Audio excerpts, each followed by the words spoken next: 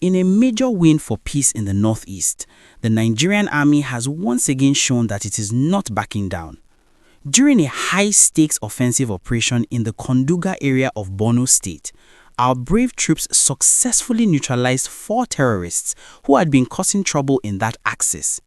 But the biggest part of this story, the part everyone is talking about, is that the wife of a top Boko Haram commander has officially come out of the shadows and surrendered to the military.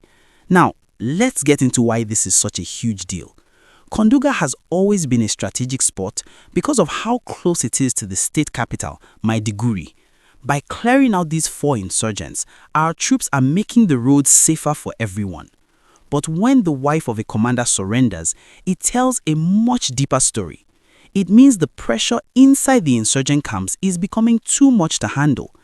Even those at the very top of the hierarchy are starting to see that there is no future in the forest. This surrender is a massive blow to the morale of the remaining insurgents. Imagine being a fighter in the bush and hearing that the wife of your leader has given up and is now in the hands of the government. It makes you wonder, what am I still doing here? This is exactly how the military wins the psychological war. Every surrender like this is a step closer to the end of the conflict, and it shows that the Nigerian Army strategy of combining force with an open door for those who want to repent is actually working. Before we go further into the details of what she might be telling the authorities, please take a moment to like this video and subscribe to the channel.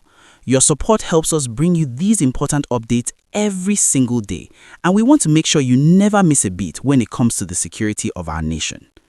The army is currently profiling this woman to gather more information.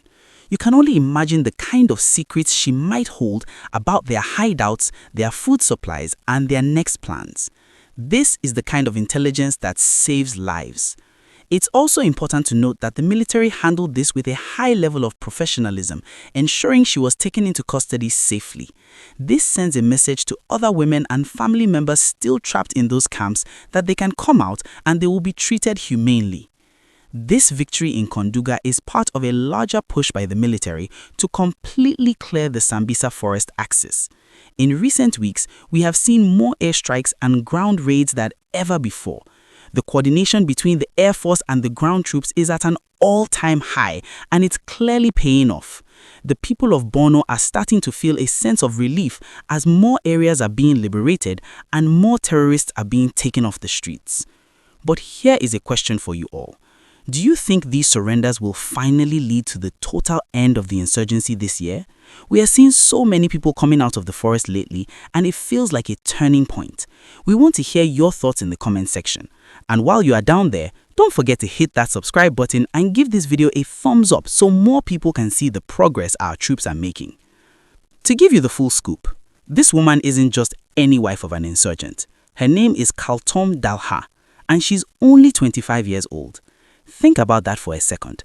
At such a young age, she has already lived through things many of us can't imagine. She didn't come alone either. She emerged from the Sabsawa village area carrying her 2-year-old son, little Awana Dalha. It's heart-wrenching to think about a toddler growing up in those conditions, but it's also a relief that he's now in a safe environment. But here is where the gist gets even more intense.